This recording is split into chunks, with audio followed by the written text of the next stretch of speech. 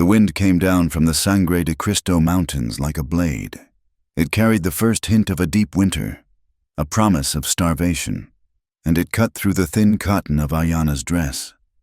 She was long past shivering. The cold had settled into her marrow, a heavy, dull ache that made her limbs feel like stone. She kept to the shadows, moving along the back of the livery, her bare feet cracked and bleeding on the frozen mud. Rust Creek. It was just a handful of wooden buildings huddled against the vast, empty dark of the New Mexico territory. A tiny scar of light and noise in a land that prized silence. She had walked for 3 days since she had slipped the rope, her belly a tight, agonizing knot of hunger. The hunger was worse than the cold. It was a dizzying, hollow sickness that blurred the edges of the moonlight. Her plan was the only one she had the strength for. Steal a horse, ride west, ride until the land changed, until the faces were gone, until she could forget the smell of whiskey and the weight of a heavy hand, ride until she found her people, or, more likely, until she found a quiet place to lie down and let the earth take her back. She moved past the saloon, the only place still showing bright light. A tinny piano tune spilled out, along with the loud, barking laughter of men. She flinched, pressing herself against the cold wood of the general store, her heart hammering against her ribs. The sound of those men, the smell of them, brought back the hot, suffocating terror. She forced her legs to move. Past the store, past the smithy, dark and silent.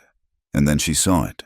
The sheriff's office. It was a small, squat building made of flat stone and rough pine, with a single lamp burning low in the front window.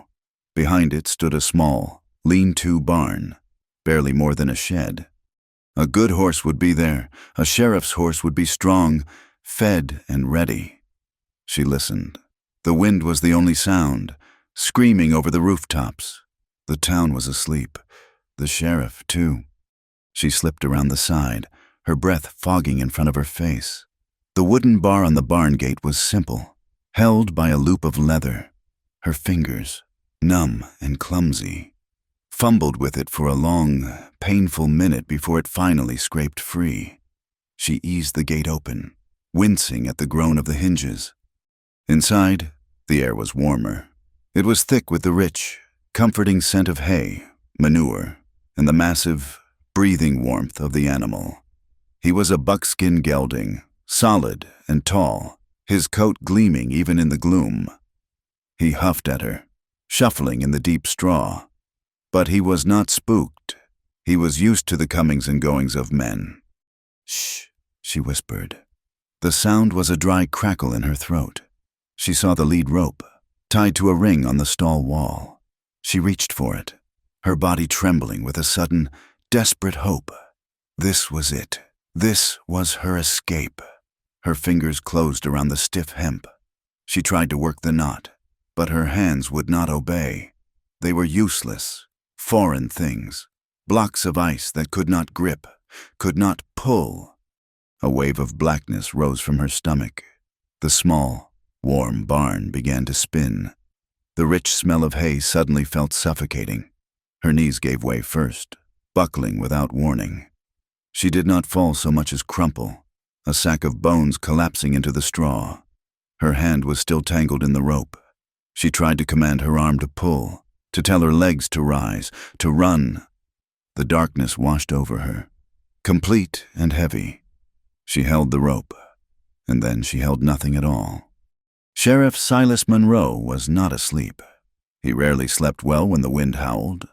It brought back the sound of the big guns, the high-pitched shriek of mortar shells right before they found the earth. It brought back the smell of sulfur and fear. He sat in his office, his boots off, his feet propped near the potbelly stove.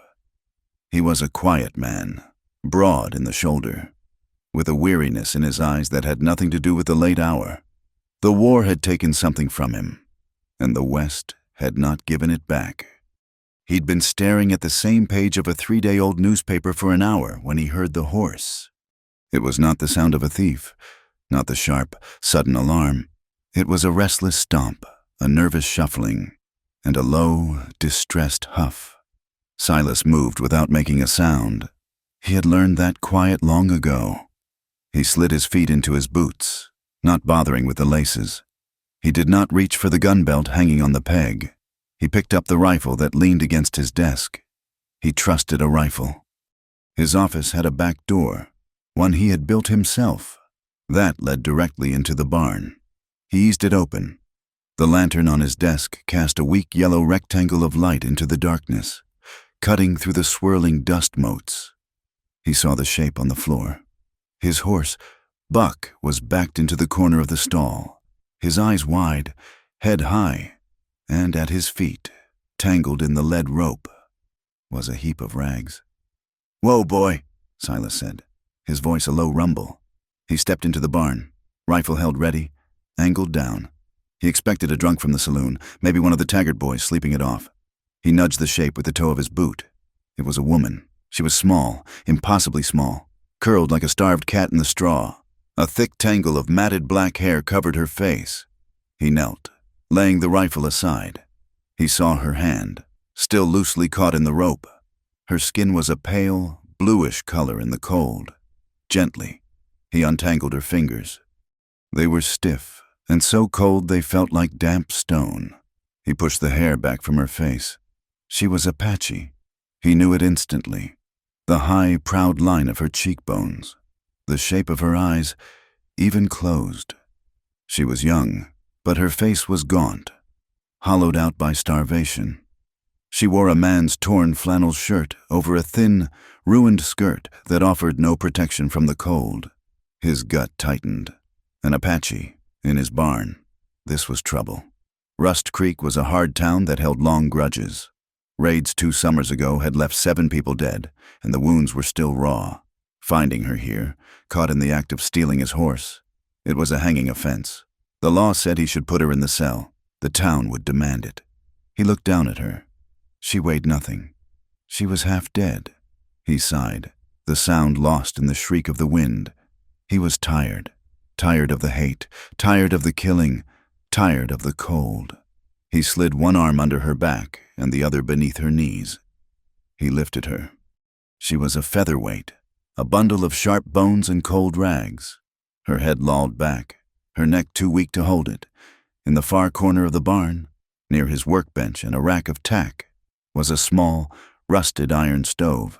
He used it to keep the chill off when he mended bridles. He had kept a low fire in it tonight against the bitter cold. He carried her over and laid her down on a pile of old, clean saddle blankets. It was the best he had.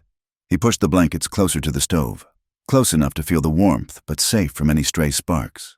She let out a low moan, a dry, broken sound, and curled deeper into herself. Silas stoked the fire. Adding 2 small pieces of juniper, the wood caught, and the clean, sharp smell of the smoke filled the small space. He watched her for a moment, then went back to his office, leaving the connecting door open. She woke with a sharp, terrified gasp. Her eyes flew open and she scrambled backward, crab-walking through the straw until her back hit the rough-sawn planks of the barn wall. She was cornered, her eyes wide and black with panic, darting from him to the rifle he'd left by the door, and back to his face. "Easy," Silas said. He held his hands up, palms out, showing they were empty. "I'm not going to hurt you." She just watched him, breathing in fast, shallow pants, like a trapped rabbit. "You're safe," he said, though he wasn't sure if it was true. "You're in my barn. You collapsed." He kept his voice low and steady. He moved slowly. "What's your name?" She stared, her throat working. He could see the violent debate in her eyes.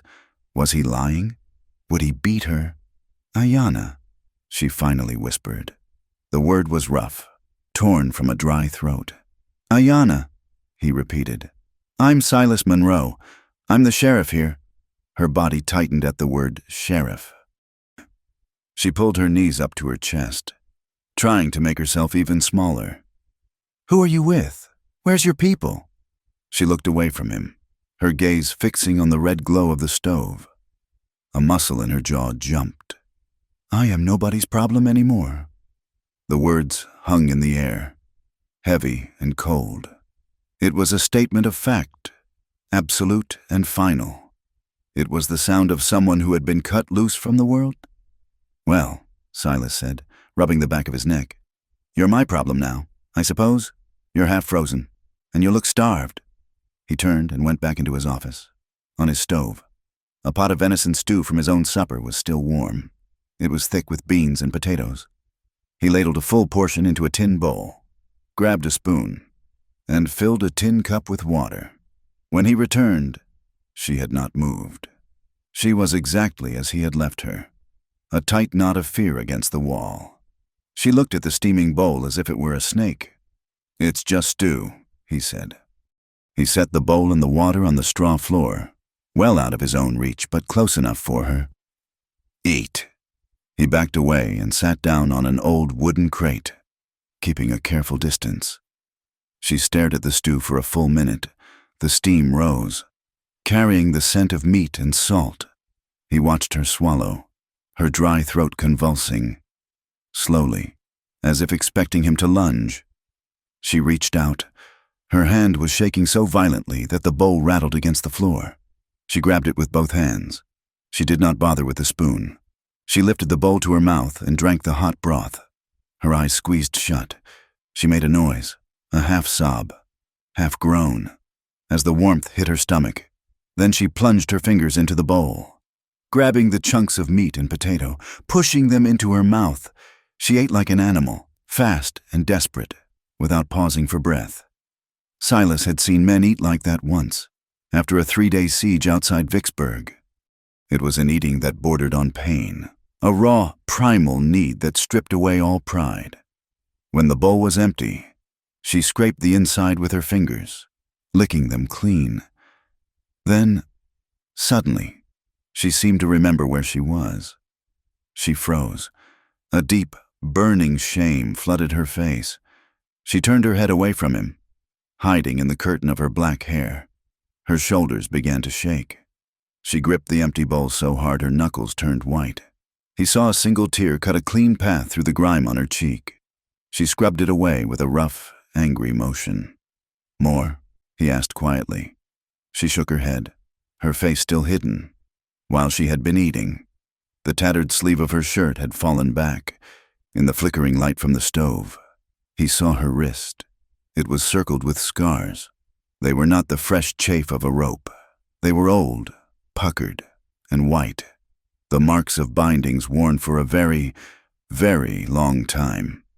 And higher up, near her collarbone where the shirt gaped, he saw the faint, sickly yellow-purple stain of an old bruise. This was not a woman who had run from her people. This was a woman who had run from a cage. He had seen what captivity did to a person. It hollowed them out, left nothing behind but a sharp edge and a deep, bottomless fear. Every part of him, every instinct for survival he'd honed in the war and in the territories, told him to lock her in the cell. An Apache woman in Rust Creek was a lit match near a powder keg. A stolen Apache woman, as her scars suggested, meant someone was looking for her. And if they found her here, with him, it would mean blood. His town, his responsibility. He looked at her, curled by his fire, shivering with silent sobs. The wind hit the barn, a solid wall of sound that made the whole building shudder. "You can stay here," he said, his voice rougher than he intended. "Just for the night, till the storm passes." She did not answer. She did not look at him, but the terrible, silent shaking of her shoulders eased. Silas stood up. He went to the main barn door and slid the heavy wooden bar into place. He checked the lock on the door to his office. He did not go to his bed. He fetched the straight-backed wooden chair from his office and set it near the stove, between her and the door. He sat down and laid his rifle across his knees. The barn settled into a new silence, a fragile one. The only sounds were the horse shifting in the straw, the pop and crackle of the juniper in the stove, and the roar of the wind outside. He sat, and he watched her. He was not a trusting man. He was unsure if she would try to run again, unsure if she had lied, unsure if, in her desperation, she would wait for him to sleep and try to take his rifle, his horse, his life. She did not. She lay on the saddle blankets, facing the fire, and did not move. He watched the tense line of her spine slowly soften as the heat soaked into her. After an hour, he thought she had finally fallen asleep. The night deepened. The fire in the stove burned down to glowing coals. The wind did not stop. Then, from the shadows, her voice came, so quiet he almost thought he'd imagined it. She spoke 2 words in a language he did not know. They were soft and guttural, whispered to the fire. Not to him. Silas did not understand the words. He did not need to. He had heard that tone before. It was the sound of a man who, after being trapped under a dead horse for a day, finally feels a hand grip his. It was the sound of pain, exhaustion, and a small, terrible gratitude that made no sense at all. Silas Monroe kept his watch. He kept his rifle on his lap, and in the corner of his barn, protected by the stove's small warmth. Ayanna slept. The first light was a cold, gray wash that crept into the barn, making the shadows thin and pale. Ayanna woke with a start, her body stiff and sore, but her mind clear. The fog of starvation had been pushed back by the food, and with that clarity came a scalding, heavy shame. She was alive. He had fed her. He had given her warmth, and she had come to steal from him. She sat up, clutching the rough saddle blanket. The small stove was cold, its fire long dead. Across the small space, the sheriff was asleep in his chair, his head slumped forward, the rifle still resting across his thighs. His face, in the thin morning light, was etched with lines of weariness. He looked not like a lawman, not like an enemy, but simply like a man who had seen too much. This made the shame cut deeper. It would have been easier if he had been cruel. She had to leave. She could not accept another moment of this mercy. It felt like a different kind of cage. She rose to her feet, moving with a silence learned from years of moving through a world that wanted her dead. Her legs were weak, watery, but they held. She looked at the door to his office, then at the main barn door. The bar was heavy. It would make noise. She would have to be quick. She eased the connecting door to the office open. It was unlocked. She slipped inside. The front room was warmer. The pot-belly stove still held a few glowing embers. She ignored them, her eyes fixed on the front door. It was her only way out. She did not look back. She lifted the latch. It felt impossibly heavy. She eased the door open, wincing at the small creak of the hinges. The cold hit her like a fist. After the relative warmth of the barn, the air outside was a shock. It was sharp, thin, and brittle. The wind had died, but the cold had settled in, deep and still. The main street of Rust Creek was empty, the frozen mud ruts shining like iron in the flat gray light. She pulled the blanket tighter around her shoulders and forced her bare feet to move. One step, then another. She made it past the water trough, its surface frozen solid. She was going to make it. She would be gone. She would find a place to hide, to die, anywhere but here. But the strength she'd felt was a lie. It was just the memory of food, not the reality of it. The stew was long since burned away, and her body had no reserves left. The world tilted. The gray light of the sky and the frozen brown of the street swirled into one. Her knees buckled. She pitched forward, landing hard on her hands and knees in the frozen street. The blanket fell away. She tried to push herself up. Her arms trembled and gave out. She collapsed onto her side, the sharp, icy mud pressing against her cheek. She could not move.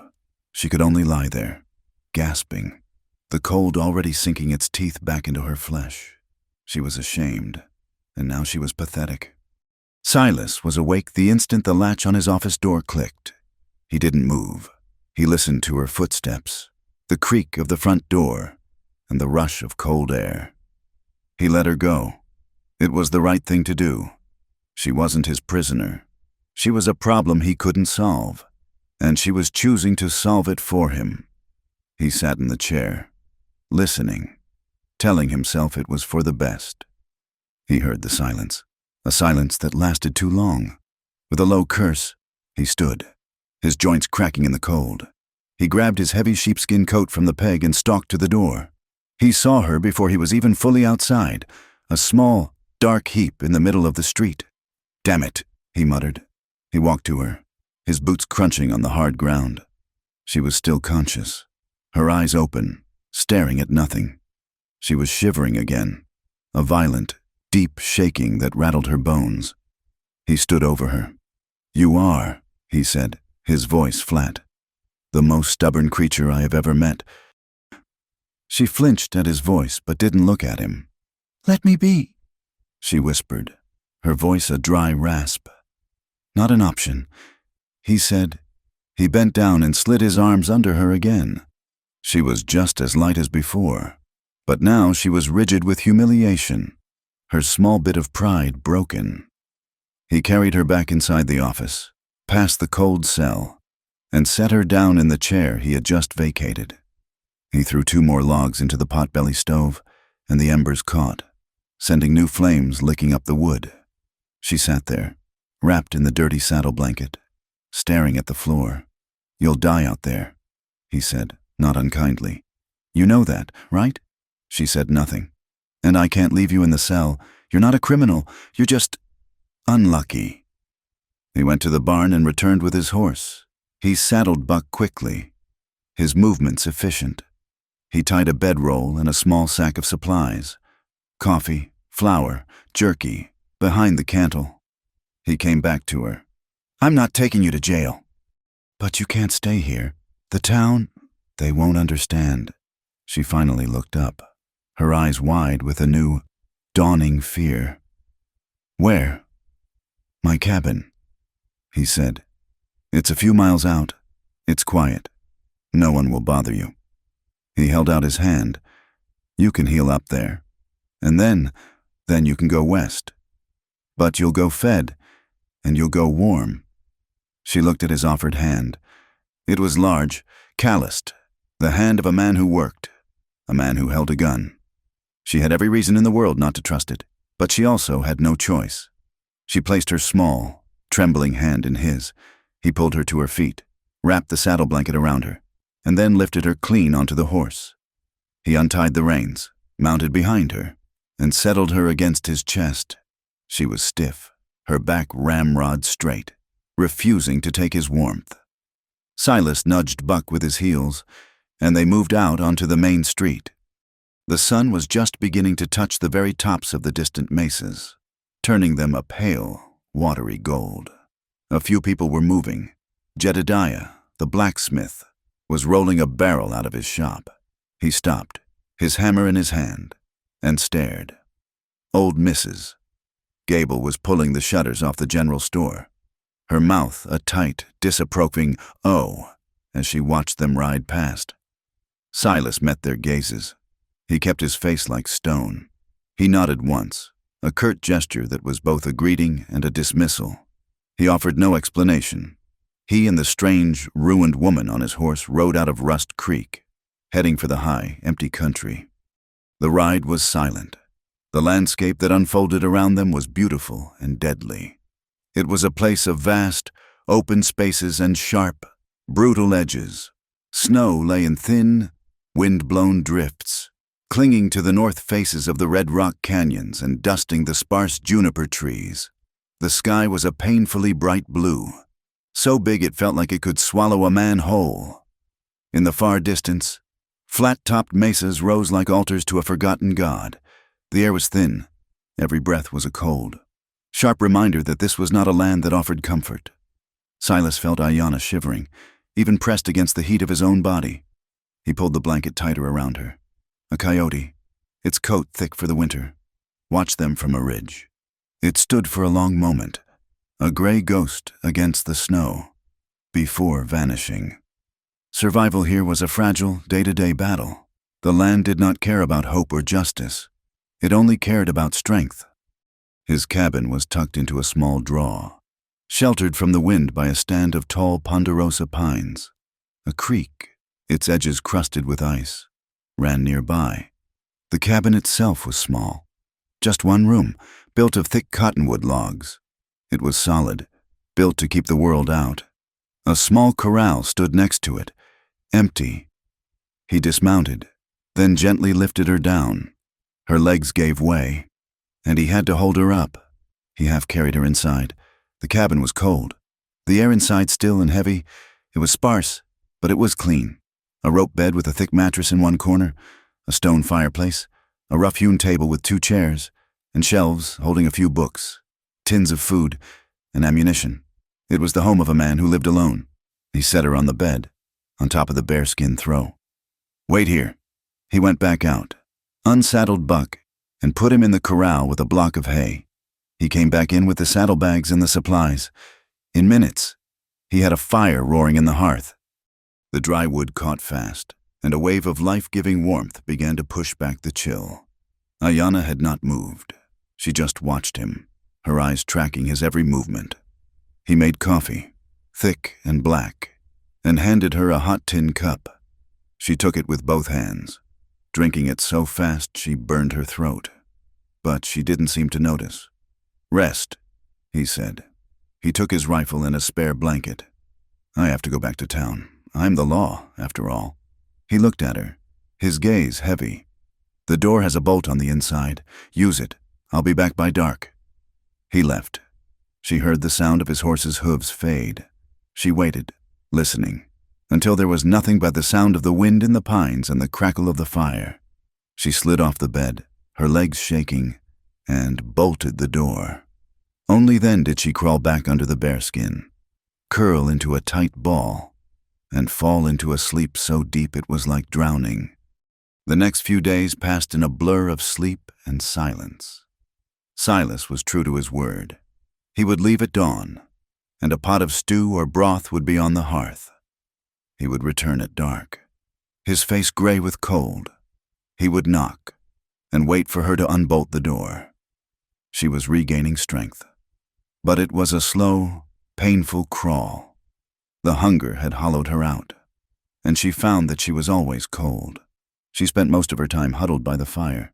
She did not speak. He did not press her. They lived in the small space together, 2 ghosts sharing a fire. She learned his sounds, the heavy, even tread of his boots, the way he favored his left leg when he was tired, the sharp, metallic click of him checking his rifle. He was a man of routines. He made coffee. He chopped wood. He cleaned his guns.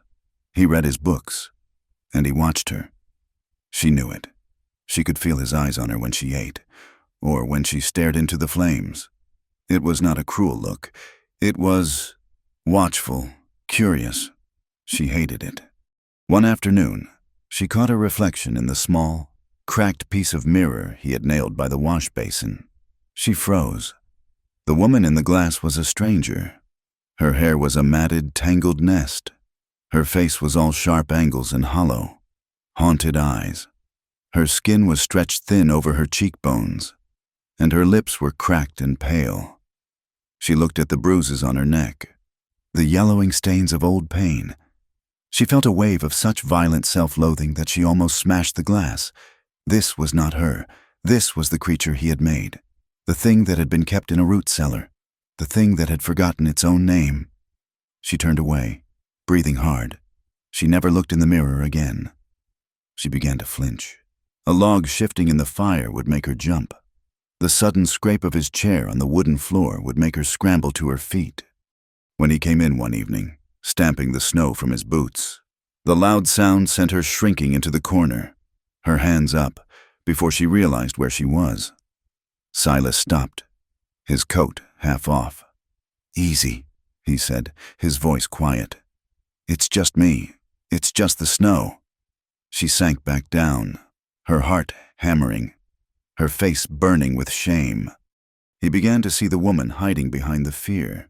He watched her through the cabin's single window. She had taken to going out to the corral to see Buck.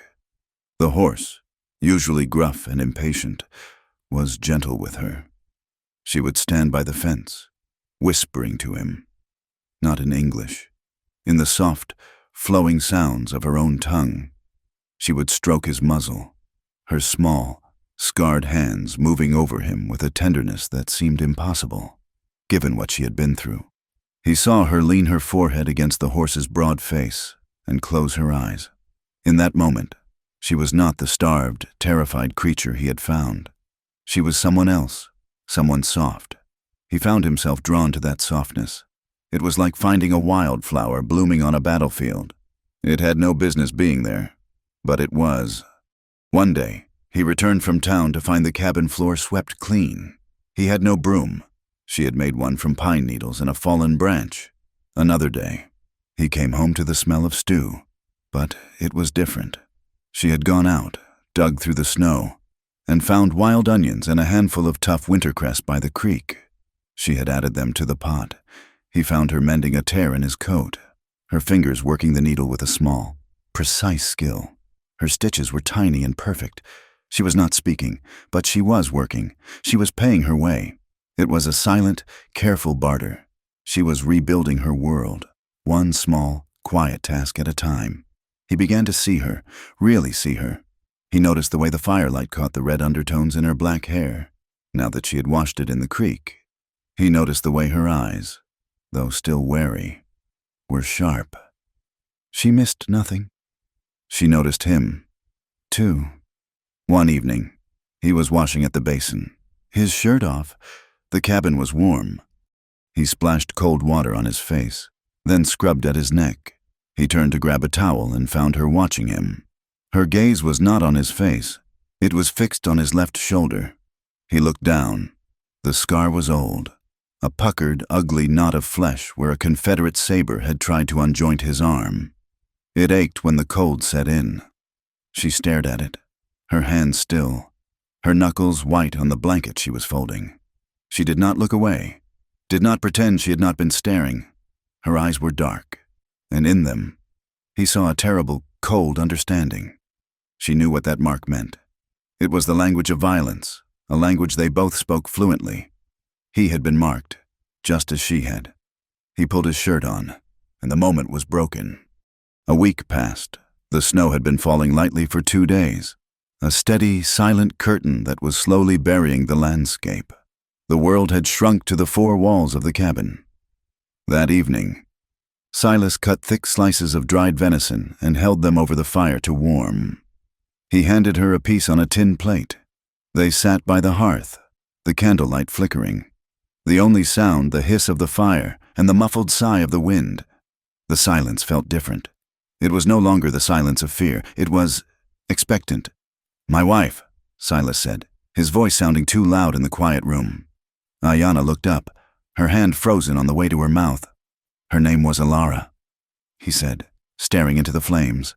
He had not said her name aloud in over a year. "She died 3 years ago, back in Ohio. We had a small farm, just dirt, really, but it was ours." He paused, lost in the memory. "It was fever. Took her in 2 days. One day she was hanging laundry, singing. The next, she was gone." He ran a hand over his face. "She had a laugh, made you feel warm. She tried to plant flowers by the porch, but the soil was too hard. She cried over those flowers." He fell silent. He hadn't meant to say all that. It just came out. He was talking to this silent, broken woman as if she were a confessor. Ayanna watched him. She said nothing, but she did not look away. She just listened. He looked over at her. The firelight softened the sharp angles of her face. "I'm sorry, I don't know why He had to ask. He had to know. "What about you, your husband?" Ayanna's face changed. It was not a visible shift, but the small, flickering light of life in her eyes simply went out. They became flat, hard, and cold as the ice on the creek.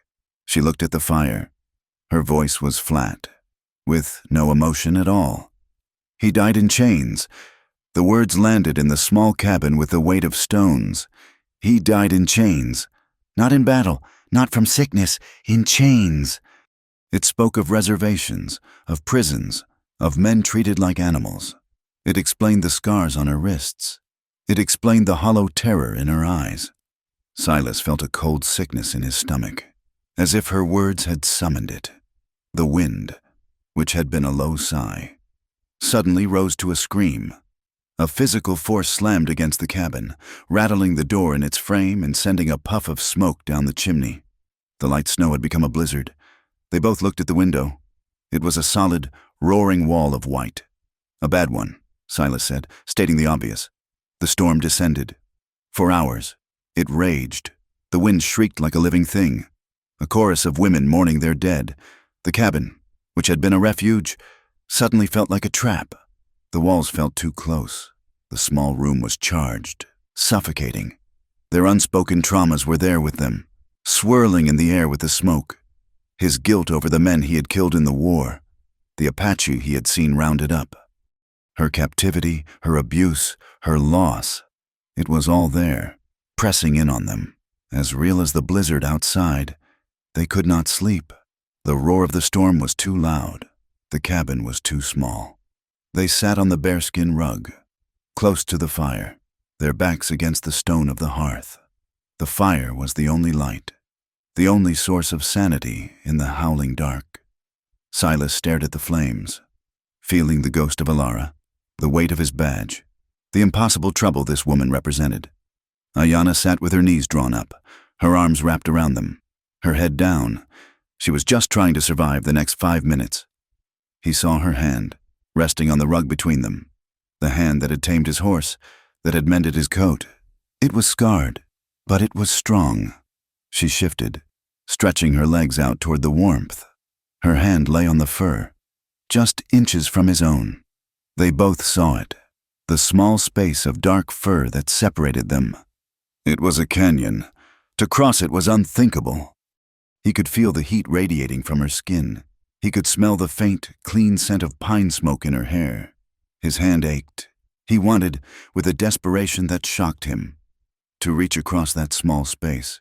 Not for desire, not yet, but for confirmation, to prove that they were both still real. Two living things in the middle of a frozen, violent world. He did not move. She did not move. He kept his hand, large and calloused, flat on the rug. She kept her hand, small and scarred. Still, to pull away would be an insult. It would be a denial. To stay was an admission that, in this moment, in this storm, this was all they had. The fire burned low. The blizzard hammered the walls of the cabin, and in the flickering light, their hands lay close, but did not touch. The blizzard was a siege. It laid waste to the world outside, erasing the land, the sky, and the silence, replacing it all with a single, deafening, white roar. Inside the small cabin, the air was thick and heavy. The fire in the hearth was their only anchor, a small, defiant orange spark against the howling void. They had sat for hours, the space between their hands on the fur rug, a measure of all the things they could not say. The storm gave them no peace. It hammered the walls, demanding a confession. "He died in chains," she had said. Silas heard the words over the shriek of the wind. They were the coldest thing in the room. He had seen men in chains. He had seen what it did to them. To think of this small, bird-like woman. "Ayanna," he said, his voice low. He did not know what to ask. He did not know what he had the right to know. She spoke to the fire, not to him. Her voice was flat, a recital of facts. "I was 14 winters when they came. From the east. They were not soldiers. They were men looking for gold. They found our village instead." She paused, and he watched her swallow, her throat working against the dryness. "They burned the lodges. They took what they wanted. They took me and 2 other girls. We were part of the trade." Silas felt a cold, sick knot tighten in his gut. He knew this story. He had seen the edges of it his entire time in the territory. It was the filthy, unspoken secret of the frontier. "I was sold," she said. The words were stones dropped into a well. "For a good rifle and 2 horses, to a man named Jeb. He was a trapper. He wanted a wife to keep his lodge. He liked that I was quiet." She pulled her knees up, wrapping her arms around them, holding herself together. He lived in a sod house, dug into the side of a hill, like a burrow. It was always dark. He drank. He did not like it when I cried. He did not like it when I spoke my own words. She absently touched the old, white scars on her wrist. When he would go to town, He put me in the root cellar. It was cold. He said it was so I would not run, so I would be safe. But he was lying. He did it so I would know I was a thing. Like his traps. Like his mule. She finally turned her head and looked at him. Her eyes were black, bottomless, and utterly empty of tears. He was the one who beat me. He was the one who broke me. But he was not the husband. The husband was later, at the fort, the one who died. He was just another cage. Silas closed his eyes. He felt horrified, but it was a quiet horror. It was a cold, deep anger that had nowhere to go. It was shame. This was the land he wore a badge in. This was the law he represented. He opened his eyes. He had to give her something in return, a confession for a confession. In the war, he began, his voice rough. I was a corporal, Union. We were in the New Mexico campaign. We were just boys, most of us, following orders. He stared at the flames, but he was not seeing the fire. He was seeing the sun on a dry canyon wall. We were told there was a band of Apache raiders, hostiles, that they'd been hitting supply lines. We were sent to handle it. He rubbed his hand over his face, the stubble on his jaw rasping against his palm. We found the camp. It was in a box canyon, near the Pecos. We came in high, from the rim. The sergeant, he was a hard man. He gave the order. The cabin was silent, save for the wind. Ayanna watched him. Her breath held. They weren't warriors, he whispered. They were old. They were women, children. It was a sick camp. We fired. We kept firing. We drove them. They had nowhere to run. He could not say it. He could not say I killed them. I did what I was told, he said, the words tasting like ash. I followed orders. And I have never, not for one night, stopped seeing their faces. The guilt, it's never left me. I killed your people. Ayanna, I'm no better than the man who chained you. He waited for her hatred. He deserved it. He had brought her here, fed her, all while carrying that secret. She was quiet for a long time. The wind moaned, a low, mournful sound. She looked at his hands, then at his face. She saw the lines around his eyes, the deep-seated weariness that went bone deep. She saw the man who had carried her from the cold, who had fed her stew, who had given her his own fire. You are not the man who did that, she said, her voice soft but firm. He looked at her, confused. How can you say that? That man, she said, nodding toward his shoulder, toward the old scar, toward the past he carried. He died in that canyon. He died with the men he killed. She touched her own chest, over her heart. And I am not the girl they buried, either. She is still in that root cellar. We are what is left. The air between them shimmered. The storm, the cabin, the cold. It all fell away. There was only this. 2 survivors, stripped bare, their ugliest truths laid out on the hearth between them.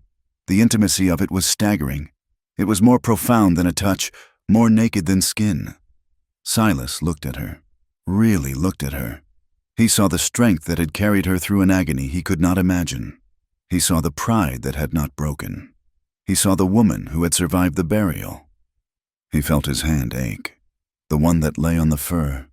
He moved. It was a slow, heavy movement. He did not reach for her. He shifted his body on the hearth, closing the small, empty space between them. He sat beside her. She did not flinch. She did not pull away. She just watched him, her breath hitching. He lifted his arm, the one that had held a rifle, the one that had killed.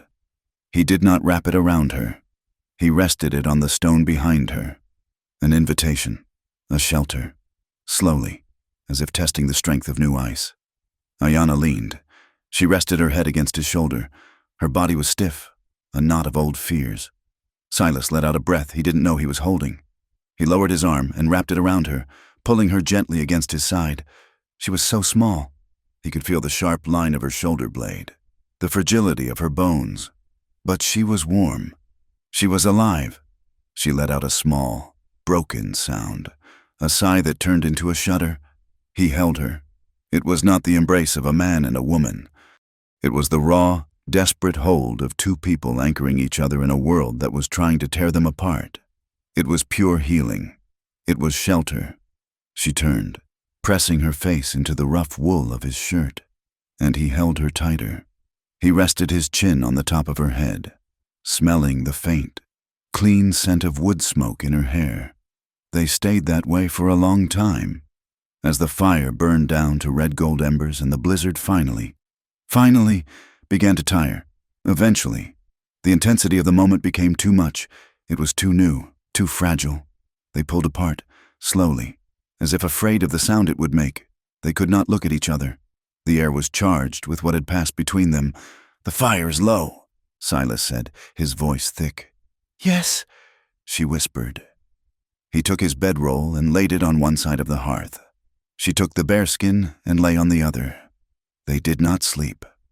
They lay in the dark, listening to the dying wind, acutely aware of the breathing of the only other person in their world. The morning came with a blinding, painful light. The storm had broken, leaving the world transformed. It was buried under 3 feet of pristine, untouched snow. The silence was absolute. Inside the cabin, the new silence was awkward. The confessions of the night hung in the air, fragile and dangerous. Silas made coffee, the scrape of the grinder sounding like a gunshot. Ayanna rebuilt the fire. They moved around each other carefully, as if in a sick room. A sharp knock shattered the quiet. Ayanna jumped, retreating to the corner. Silas put his hand on his revolver, moving to the door. "Sheriff," a voice called out. "Sheriff Monroe, you in there?" Silas eased the door open a crack. It was Eli Taggart, his face red from the cold, his breath pluming. "Eli, what is it?" "It's trouble. Sheriff, while we were all holed up, someone came down and ran off with near 20 head of my cattle, cut the fence wire and just gone. The tracks head north toward the reservation." Silas sighed, rubbing his eyes. "All right, let me get my horse." "Tensions are high. Sheriff," Taggart warned. "The boys are already in the saloon, talking about forming a posse. They're blaming the mescalero. You need to get to town, now." "I'll be there in an hour," Silas said. He shut the door, the heavy thud echoing in the small room. He turned. Ayanna was standing by the hearth, her face pale, her eyes wide with a new, sharp terror. He began to strap on his gun belt. "I have to go to town." "No." The word was a desperate whisper. "Please, do not leave me. Ayanna, it's my job. There's cattle rustling. I have to stop things from getting ugly. It is already ugly," she said, her voice rising with panic.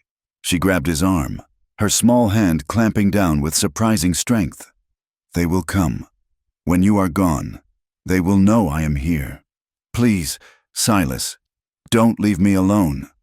He looked at her, his heart torn. He saw the girl in the root cellar. He saw the raw fear that this new, fragile safety was a lie. "I have to," he said, his voice gentle but firm. "If I don't, a posse will ride, and they will ride north. More people will die."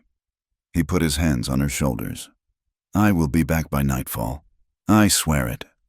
She looked at his face, searching, and saw the truth. He had to go. She let go of his arm, her shoulders slumping. He turned, taking his heavy Winchester rifle from the pegs on the wall. He checked the action, then held it out to her. "Butt first." "This is yours," he said. She looked at the gun, then at him. "Do you know how to use it?" She nodded, her expression grim. "I know. It's loaded," he said. "There are 4 more cartridges in the magazine, and 1 in the chamber. The safety is here." He showed her. "Bolt the door after I leave. Do not open it, for anyone. Do you hear me? Not for Taggart. Not for anyone. Not until you hear my voice." She took the rifle. It was heavy, the wood smooth and oiled. It was a solid, deadly thing. "By nightfall," he repeated. "By nightfall." She whispered. He put on his coat and hat, opened the door, and stepped out into the blinding white. Ayanna rushed to the door, her heart hammering. She watched him saddle Buck, the horse snorting in the deep snow. He mounted, gave one look back at the small cabin, and then rode out, breaking the trail. She shut the door and rammed the heavy wooden bolt into place. The sound was loud and final. She was alone. The silence of the cabin was worse than the storm. Every creak of the logs, every shift of the snow on the roof, was a threat. Ayanna did not sit. She held the rifle. She checked the load, just as he had. She walked the perimeter of the small room, from the window to the door, back to the window. She found a place, in the shadow-filled corner between the fireplace and the wood pile. From there, she could see the door and the window. She was hidden, but she could see. She sank to the floor, her back against the logs, the rifle across her knees, and she waited. The sun was a white glare on the snow. It crawled across the sky. The hours passed. Noon. The sun began its slow, cold descent. The shadows in the cabin grew long. Her stomach ached with hunger, but she did not eat. Her body was rigid, every nerve ending alive with dread. She heard them before she saw them. The sound of horses, walking, not running, and voices, loud, male, and thick with whiskey. "Told you, Cal, this is the draw." "I seen him ride in here." "Pete, you're drunk. Monroe lives in town. This is just an old line shack." "He ain't been in town. I'm telling you, he's got that redskin thief holed up here, the one he rode out with. Jedediah seen it himself." Ayanna's blood ran cold.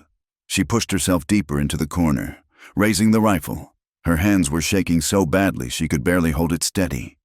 A heavy boot thumped on the door. "Sheriff, you in there? Got some company for you." Laughter. She held her breath. "Don't move. Don't breathe." "Ain't no one home," the one called Cal said. "He's just hiding with his little savage. Hey, Monroe, we just want to talk." Another heavy kick. The door shuttered. "It's bolted." Cal said, "Let's go. Pete, this is dumb.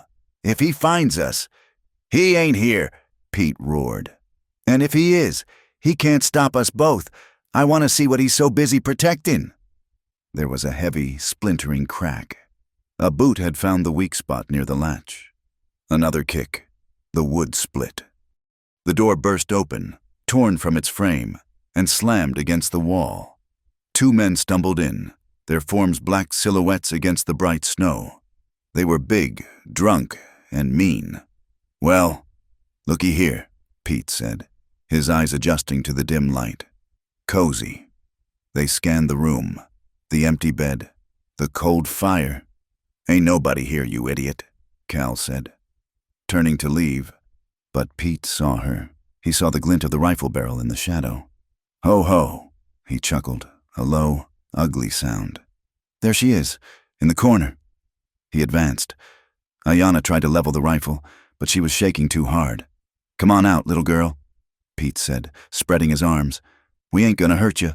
We just want to see why the sheriff's so interested." Cal watched from the door, suddenly nervous. "Pete, maybe we should—" "Shut up, Cal." Pete lunged. He was fast for a big man. He grabbed the rifle barrel. Ayanna held on, but she was no match for his strength. He ripped it from her grasp and threw it onto the bed, where it landed with a soft thump. "Feisty," he grinned, showing yellow teeth. He reached down and grabbed her, not by the arm, but by her hair. He hauled her to her feet with a single, brutal pull. She cried out, a sharp gasp of pain and terror. "Let's get a look at you in the light," he growled, dragging her toward the broken doorway. This was it. It was happening again. The cellar, the darkness, the end of the world. "No, let me go," she screamed, fighting, kicking at his shins, clawing at his hand. "I like 'em when they fight," he laughed, pulling her harder. He had dragged her to the threshold, out into the snow, when a new sound cut through the air. The thunder of a horse, ridden hard. "What in the hell?" Cal spun around. Silas was there. He wasn't riding. He was flying. Buck, his coat dark with sweat, slid to a halt in a spray of snow. Silas was off the horse before it stopped, his face a mask of black, cold rage she had never seen. His service revolver was in his hand. "Let her go. Pete," he said. His voice was not loud. It was dead. Pete froze, his hands still tangled in Ayanna's hair. "Sheriff, we was just checking," I said, Silas repeated, walking forward, his boots crunching in the snow. "The gun level. Let her go. Now!" Pete shoved Ayanna. She fell, sprawling onto the snow at Silas's feet. Pete raised his hands. "No trouble. Sheriff, we was just having a look." Cal, by the door, was white with fear. "We didn't do nothing. Silas, we swear." Silas did not look at Cal. He did not look at Ayanna. His eyes were fixed on Pete. He walked straight up to the man and, with a smooth, practiced motion, holstered his revolver. Then he hit him. It was not a punch. It was a collision. The sound of knuckles on bone was sharp and wet. Silas hit him in the stomach, a brutal, doubling blow that drove the air from Pete's lungs. As Pete gasped and folded, Silas hit him again, an uppercut that snapped his head back and sent a spray of blood onto the clean white snow. Pete collapsed, unconscious before he hit the ground. Silas turned, his chest heaving, his hands balled into fists. He looked at Cal. Cal was trembling, his hands shaking at his sides. "God, Silas, don't! We didn't—" "Get him on his horse," Silas commanded, his voice a low growl. "What?" "Get him on his horse, and you ride out. You ride back to the Taggart Ranch, and you tell Taggart that if I ever see you, or him." He nudged Pete's body with his boot. "Within 5 miles of this cabin again, I will hunt you down. I will take your badge." Cal looked confused. "No, I will take my badge, and I will put you in a federal prison for so long your own mother will forget your face. Do you understand me?"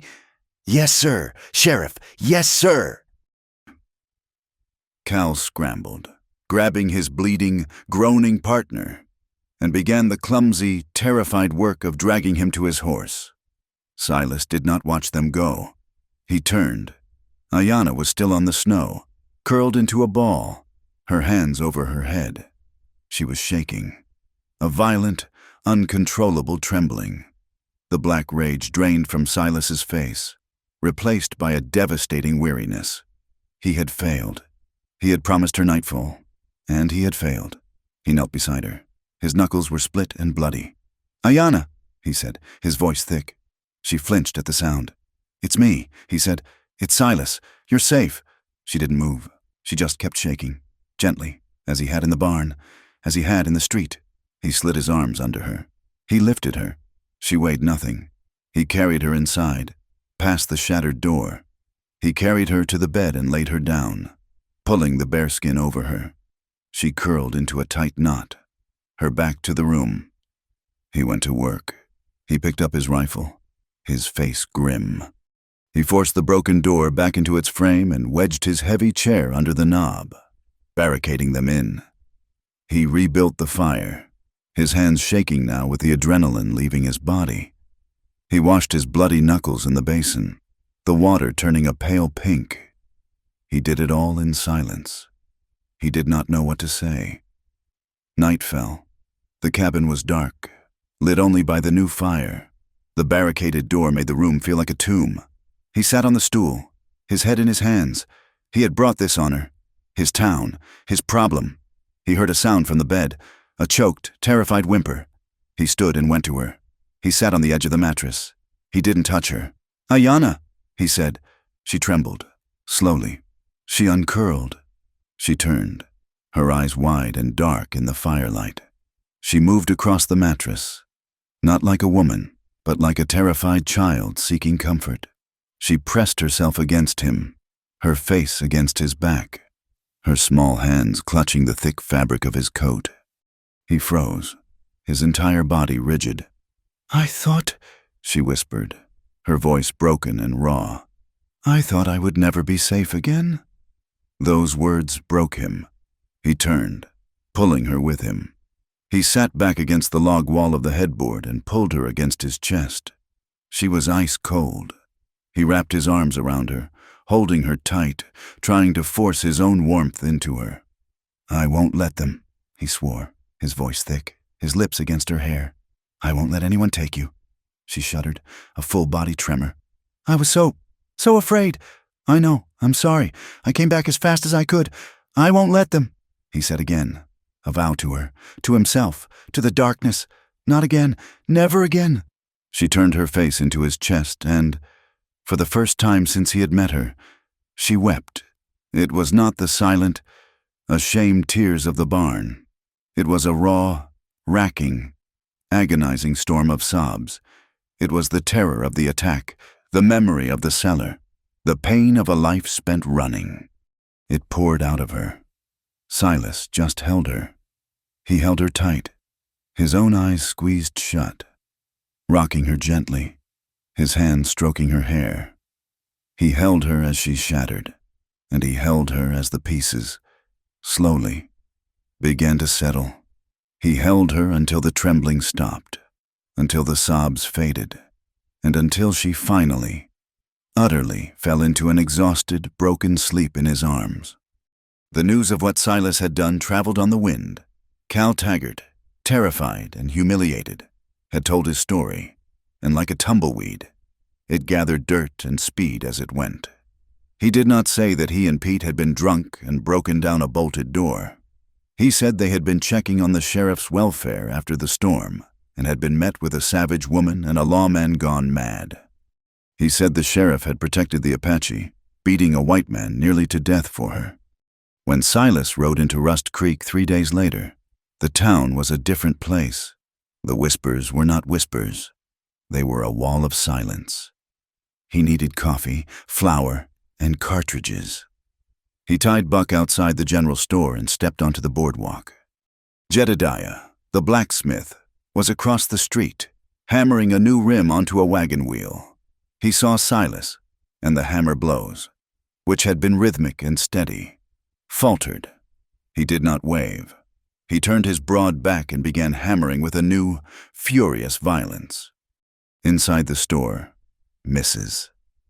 Gable was sorting beans into a barrel. She did not look up when the bell on the door chimed. "Morning, Martha," Silas said, his voice quiet. She continued her sorting. "We've got flour. Coffee's on the shelf. Cartridges are behind the counter, as you know." Her voice was flat, cold as a shovel. He gathered his supplies. He put the flour, the coffee, and a small sack of salt on the counter. "I'll need a box of 45s, too." She stopped her sorting. She walked to the counter, her movement stiff. She fetched the cartridges, her back to him. She did not face him. She tallied the cost on a piece of slate. "That's all? That's all." He put the coins on the counter. Her hand, when it came to sweep them into the drawer, was trembling with a fury she could barely contain. He was halfway to the door, his sack heavy on his shoulder, when her voice, low and shaking, stopped him. "You shamed us. Silas, you shamed this whole town." He paused, his hand on the door. He looked back. She was still turned away from him. "Pete Taggart," he said, his voice hard, "was drunk. He and Cal broke down my door. They put their hands on her. She's a savage." Mrs. Gable spun, her face a pale, pinched mask of outrage. "She's an Apache. After what they did to the Miller farm, after they took those children, and you keep her. You defend her. You beat a white man for her. She's a woman. Martha, she's done nothing. She exists." Mrs. Gable snapped. "And you, our sheriff, have chosen that over your own people. God help you. Silas Monroe, God help us all." He left the store, the bell sounding a final, hollow chime. He was untying Buck's reins when a voice called his name. "Sheriff!" Mayor Elias Thornton stood on the steps of the land office, his hands clasped behind his back. He was a small man who wore a string tie and a waistcoat, a man who believed in order above all things. "Mayor," Silas nodded, his face unreadable. "A word. In your office, if you please. It's drafty out here." Silas followed him. The office felt cold, unused. Silas had not slept in his own bed in over a week. The mayor did not sit. He walked to the window and looked out at the empty, frozen street. "This is a delicate situation, Silas." "It's not delicate. It's simple. 2 men committed a crime. I stopped them. You nearly killed one of them, Thornton said, turning. His face was not angry. It was worried. Silas, you are the law. You can't be seen to fly off the handle. Not over this. Over what? Elias? Over a woman being dragged from her home by her hair? Over an Apache, the mayor said, his voice dropping. The ranchers are spooked. The Taggarts are talking about driving her out themselves. They say if you won't uphold the law, they will.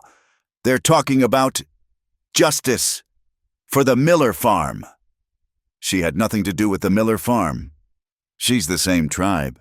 That's all that matters to them. They see her. They see a threat. And they see you protecting that threat. It makes you a target. Silas, it makes the whole town a target. Silas said nothing.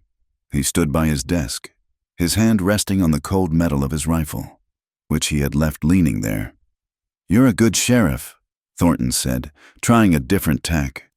You serve this town well. You're quiet. You're fair. But this is a test of loyalty. The town is afraid. He took a breath. Send her away. Take her to the reservation at Fort Stanton. Or just let her go. Point her west. But get her out of Rust Creek. No, Silas said. The word was quiet, but it was absolute. The mayor's face hardened. Then you put me in an impossible position. The town council won't stand for it. They're demanding I ask for your resignation. He held up a hand. I don't want it, but you have to choose. It's the badge, or it's the woman. You cannot have both. Silas looked at the tin star pinned to his heavy coat. He thought of the cold, dead street. He thought of Martha Gable's back. He thought of the terror in Ayanna's eyes. He unpinned the badge from his coat. The wool was scarred where the pin had rested. He held the small piece of tin in his hand, feeling its small weight. He tossed it onto his desk. It landed with a dull, tinny clatter. Then I'm not the sheriff, he said. He turned, picked up his rifle, and walked out. He left the mayor standing in the middle of the office, his mouth open, the badge sitting on the dusty desk between them. Silas did not go back to the general store, though he had forgotten nails. He went to the livery. He bought a mule, a strong young jenny, and 200 pounds of grain. He bought a new, heavy axe head from Jedediah, who took his money without a word. He bought a heavy plank of cured pine. He loaded it all onto the mule. He rode out of Rust Creek, not looking back. When he reached the cabin, she was waiting. She was not in the corner.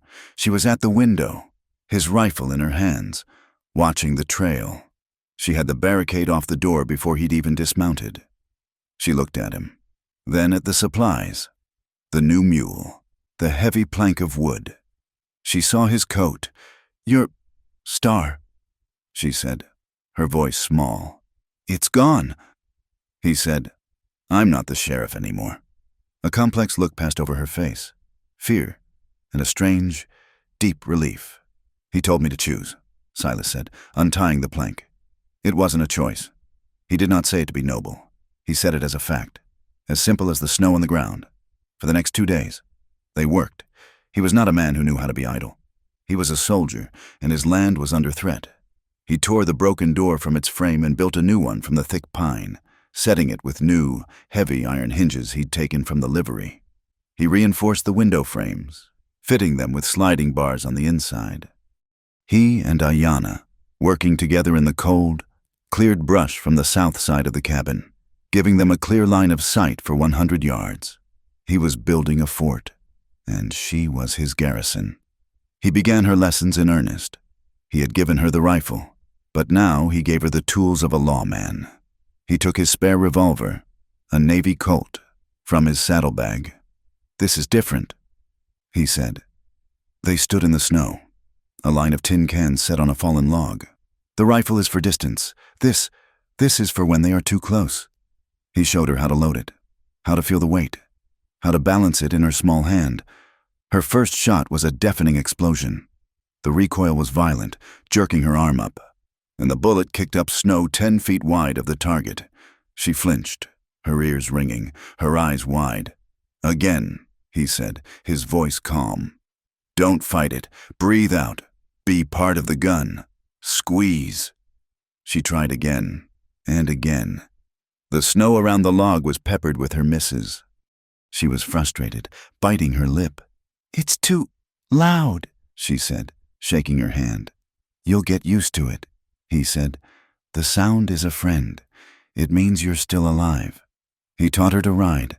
She knew horses. She had a softness with Buck that Silas envied, but she had never ridden with a saddle, never been taught to command. He put her in the saddle, and she was stiff, afraid of the height. He led her around the small corral, his hand on the bridle, walking with her. "Relax, feel him. He's not a wild thing. He's a partner." They lived, in those days, like fugitives. The world had shrunk to the cabin, the creek, and the small clearing. But in that small world, something strange happened. They found peace. The threat outside bound them together. The cabin, now a fortress, became a home. He would find her in the mornings, humming. It was a low, tuneless sound from the back of her throat, a sound she made when she was grinding coffee or checking the new snares he'd taught her to set. One afternoon, she was practicing with the revolver. She had been at it for an hour, her brow furrowed in concentration. She missed. She missed again. She took a deep breath, just as he'd taught her, let it out, and squeezed. The shot cracked, and the farthest tin can, the one she'd been aiming for all day, vanished in a spray of snow. She stood there, stunned. Then a sound startled him. It was a laugh. It was rusty, quiet, and sharp, like a small, bright bird taking flight after a long winter. It was the first time he had ever heard it. He froze, not wanting to scare it away. He turned, and she was looking at the smoking gun in her hand, a wide, genuine smile on her face. It transformed her. The haunted, hollow-eyed woman was gone, and in her place was Ayanna. That night, Silas slept. He did not dream of Vicksburg. He did not dream of the canyon. He lay on his bedroll, the fire warm, the cabin silent save for her soft breathing from the bed. He slept deeply, a sleep he had not known in 10 years. He felt, for the first time since Alara, that he was not alone in the world. He had a purpose that went beyond a tin star and a cold street. The winter broke. For a moment, a false spring came, a thaw that sent the deep snow into retreat. The creek, which had been a ribbon of ice, began to roar, swollen and fast with meltwater. Silas was splitting the last of the dry wood, his coat off, the air almost warm on his skin. He heard the splashing. It was loud, too rhythmic for a deer. He grabbed his rifle, his instincts sharp. He moved through the pines, his boots silent on the damp earth. He stopped at the edge of the creek bank. It was Ayanna. She was in the creek, the water rushing around her waist. She had stripped off her clothes, which lay in a neat pile on a flat rock. She was bathing, her back to him, using a rough piece of soap to scrub her skin. The water had to be paralyzingly cold, but she moved with a deliberate, steady grace. He saw the map of her life on her skin. He saw the faint, latticed scars on her back, the mark of a whip or a branch. He saw the way her spine, so frail, held her up. He should have left. He should have turned, given her the privacy, but he was frozen. He was watching a resurrection. This was not a woman hiding. This was a woman washing away the grime of Pete Taggart, of the trapper, of the root seller. She was reclaiming herself. She must have heard him. She stopped, her hand still. She did not turn. Then, slowly, she did. She faced him. She did not flinch. She did not scramble to cover herself. Her black hair was slicked back, her face clean. She just stood in the rushing, icy water and looked at him. Her eyes were clear. It was an offering, an act of trust so profound it made his throat tighten. She was showing him all of it, the old, yellowing bruises, the scars on her wrists, the small, proud beauty of her body. She was not ashamed. Silas let his rifle rest against a tree. Slowly, he unbuttoned his own shirt. He pulled it off, revealing the puckered, ugly saber scar on his shoulder. He pulled off his boots. She watched him. Her gaze was steady. He stepped into the creek. The cold was a violent shock, a gasp that tore the air from his lungs. He grit his teeth, the water rising past his knees, past his waist. He stopped, standing 5 feet from her. The roar of the water was the only sound. Steam rose from their skin where the air hit it. He looked at her, and she at him. They were two marked, damaged people, standing in the cold, clean water. The desire, when it came, was not a slow burn. It was a flash fire, sudden and overwhelming, born of the cold, the danger, and the raw vulnerability. It was a desperate, aching need to affirm life in a world that dealt only in death. He took a step. She did not move. He reached out, his hands shaking, and touched her face. His thumb, rough and calloused, traced the high line of her cheekbone. Her skin was like ice, but alive. She closed her eyes, leaning into his touch. He pulled her to him. The shock of their bodies meeting was electric. They were both freezing, but where they touched, they burned. He kissed her, and it was not a gentle kiss. It was desperate, hungry, a drowning man's first breath. She kissed him back, her small hands clamping onto his arms, holding on. They stumbled from the creek, grabbing blankets, their teeth chattering. They ran to the cabin, pushing through the new, strong door, leaving a trail of water. They did not make it to the bed. They fell onto the bearskin rug in front of the fire, pulling at wet clothes, at blankets. It was urgent. It was rough. It was the desperate need of two people who had been starved for too long. But as the fire's heat began to warm their skin, the desperation slowed. He stopped. He looked down at her. The firelight played over her, turning her skin to gold and shadow. He touched her, and this time, it was reverent. His fingers, which had only known a rifle stock and an axe handle, traced the line of her collarbone. He touched her as if she were made of thin, spun glass. He was terrified of breaking her, and she, who had only known brutality, met his touch with a quiet bravery that shattered his heart. That night, they made love. It was a slow, healing thing, a promise made in the firelight, a defiant act against the town, against the past, against the ghosts that haunted them both. Later, they lay tangled in the blankets. The fire burned down to glowing embers. The cabin was warm and safe. He felt her body shake, a small, silent tremor. He thought she was cold. He pulled the blanket tighter around her shoulders. "Ayana?" He saw the glint of tears on her cheek in the red light. "Did I hurt you?" he asked, his voice thick with a sudden fear. She shook her head, turning to look at him. Her eyes were clear, the tears spilling over. She touched his face, his rough jaw. "No one," she whispered, her voice breaking, "has ever touched me like I wasn't broken." The words hit him harder than Pete Taggart's fist. He felt a surge of cold rage at the men who had marked her, but he pushed it down. That was the past. He was the present. He leaned over her. He kissed the pale, white scar on her wrist. He kissed the faded, yellow bruise on her shoulder. He kissed her eyelids.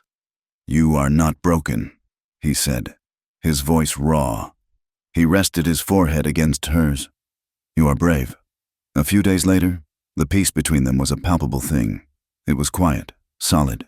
He watched her mending his shirt, her small, quick stitches, and felt a contentment that was foreign and powerful. She was sitting by the fire, her hand in her lap, closed around something. "Silas," she said. He looked up. She opened her hand. In her palm lay a small, tarnished silver pendant, a simple, hammered disc. "This was his," she said. "The man at the fort, the one who died in chains." Silas tensed. "It is the only thing I have," she said, looking at it. "From that time, I carried it because I thought I had to. It was the last thing. I hated it, but I was afraid to let it go." She held her hand out to him. The necklace lay in her palm. "I do not want it anymore, but I cannot throw it away." Her eyes met his. "Will you keep it?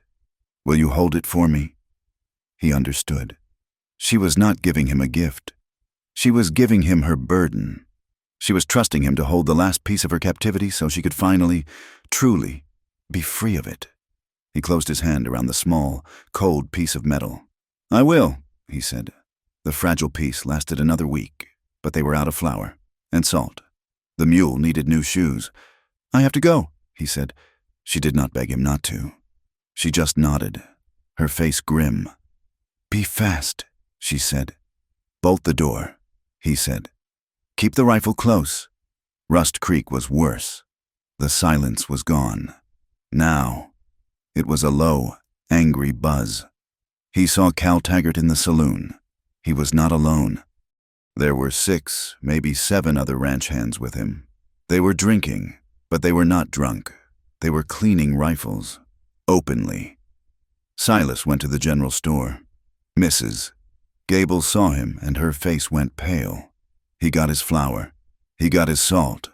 As she was weighing the salt, she kept her back to him. "They're going to do it, Silas," she whispered, her voice trembling. "They're forming a posse. Tonight." He froze. "What?" "They're tired of waiting for the mayor. They say if the law won't clear out the savage, they will. They're riding on your cabin tonight to drive her out." Silas threw the coins on the counter. He did not wait for the change. He grabbed the sacks and ran from the store. He threw the supplies onto Buck's back, not caring how he tied them. He mounted, his heart a cold hammer in his chest. He had to get to her. He rode Buck harder than he had ever ridden him. The 3 miles back to the cabin were a blur of pounding hooves and choking dust. He burst into the clearing, expecting to see them already there. The cabin was quiet, safe. He flung himself from the horse and slammed through the door. Ayanna was there, mending his shirt. She looked up, startled, then saw his face. She dropped the shirt and stood. "They're coming," he said, his voice ragged from the ride. "A posse, tonight, maybe 10 men." He grabbed her arm. "We have to run, now. We can pack the mule. We can go north, up to Colorado. I can find work on a ranch where no one knows us. We can be free." He was grabbing his saddlebags, stuffing ammunition into them. She did not move. He stopped. "Ayanna, did you hear me? We have to go." She walked past him. She went to the wall and picked up the revolver he had given her. She checked the load, her movements slow and deliberate. "I ran," she said, her voice quiet, but it filled the small room. "I ran from the trapper's cellar. I ran from the fort. I ran into your barn." She turned to face him. The woman who had been afraid of a raised voice was gone. The woman who had hidden in the shadows was gone. Her eyes were clear, and in them, he saw an iron will that matched his own. "I am tired of running." "Ayanna," he said, his voice desperate. "This is not 2 drunk men. This is a posse. They are armed. They are coming to kill." "Let them come," she said. She walked to the window, the revolver heavy in her hand, and looked out at the land she had claimed. "I'm not hiding anymore." Silas knew they were coming. The rage and shame from the general store was a physical thing, a sickness in the air. Ayanna's quiet defiance the night before had settled his mind. Running was not an option. Hiding was not an option. There was only one thing left to do. He did not wait for them. At the first hint of dawn, when the sky was a pale, cold gray, he mounted Buck. Ayanna stood in the new, strong doorway, his Winchester in her hands. "This is your fight," she said, her voice low. "Go." "It's our fight," he said. "Bolt the door. Don't come out. Not until I'm back." "You will be back," she said. It was not a question. It was a command. He rode into Rust Creek. The town was just waking. Smoke rose from chimneys, cutting straight up into the still, freezing air. They were there, 6 men, on horseback, gathered in the middle of the street, right in front of the saloon, their breath and the breath of their horses plumed in the cold. They were a knot of dark wool and glinting steel. He saw Pete, his face a swollen, purple-yellow map of the beating Silas had given him. He saw Cal Taggart, his eyes narrowed and mean. He saw 2 of the Taggart ranch hands and 2 other men he only knew as drinkers from the saloon. Mayor Elias Thornton was on the boardwalk, his hands twisting a piece of paper. He was pleading with them. "This is not the way, Pete. This is vigilantism. This is madness. It's justice, Mayor." Pete spat. "Something this town ain't seen since Monroe went native." Then he saw Silas. The 6 men turned as one. Their hands rested on the rifles in their scabbards. Silas rode Buck slowly, not stopping until he was in the center of the street, facing them. He was one man. They were 6. He ignored them. He looked at Mayor Thornton. "Elias," he said, his voice carrying clearly in the quiet morning. "Silas." "Thank God," the mayor said, hurrying forward. Tell them you'll send her away. We can fix this, we can Silas reached up to the heavy wool of his coat. His fingers found the small tin star. He had pinned it back on that morning, for this one, last act, with a single, sharp pull. He tore it from his coat, leaving 2 small holes. He held it out, balanced on his gloved palm. "It's over, Elias." "Don't," the mayor whispered, his face pale. "Silas, for God's sake, it's just one woman." Silas looked from the mayor to the 6 armed men. He looked at Pete's hateful, bruised face. He looked at the closed, cold shutters of Mrs. Gable's store. He looked at the badge in his hand, a symbol of a law that had failed, a law that only protected the men who held the rifles. "If law means hate," Silas said, his voice ringing, "I don't wear it." He did not hand it to the mayor. He let his hand fall, and the tin star dropped onto the frozen mud of the street. It landed with a small, insignificant clatter. A collective gasp came from the men. Pete Taggart was the first to recover. A slow, ugly grin spread across his broken face. "Well," he chuckled, "that makes this simple. You ain't the law no more. Monroe, you're just a man who's in our way." Silas did not answer. He gathered his reins, turned buck, and rode out of town. Never once looking back, he rode at a steady trot. He heard the shout behind him. "He's going back. Let's ride, boys." The thunder of hooves erupted behind him. He rode hard. They were coming, but he had the better horse and the better trail. He broke through the trees into the clearing, and she was there. Ayanna had not bolted the door. She was standing on the small porch he had built, his Winchester held not at her shoulder, but resting in the crook of her arm. She was not a cowering victim. She was a sentry. She was calm, her face set, her eyes on the tree line. He swung down from Buck, pulling his own rifle from its scabbard. He slapped the horse's rump. "Get, boy!" Buck, sensing the tension, trotted to the lean-to barn, putting himself out of the line of fire. Silas stood beside her. He did not go into the cabin. He would not cower. He would meet them on his land. He jacked a cartridge into the chamber. "They'll be here in a minute." "I see them," she said. They came, just as he had.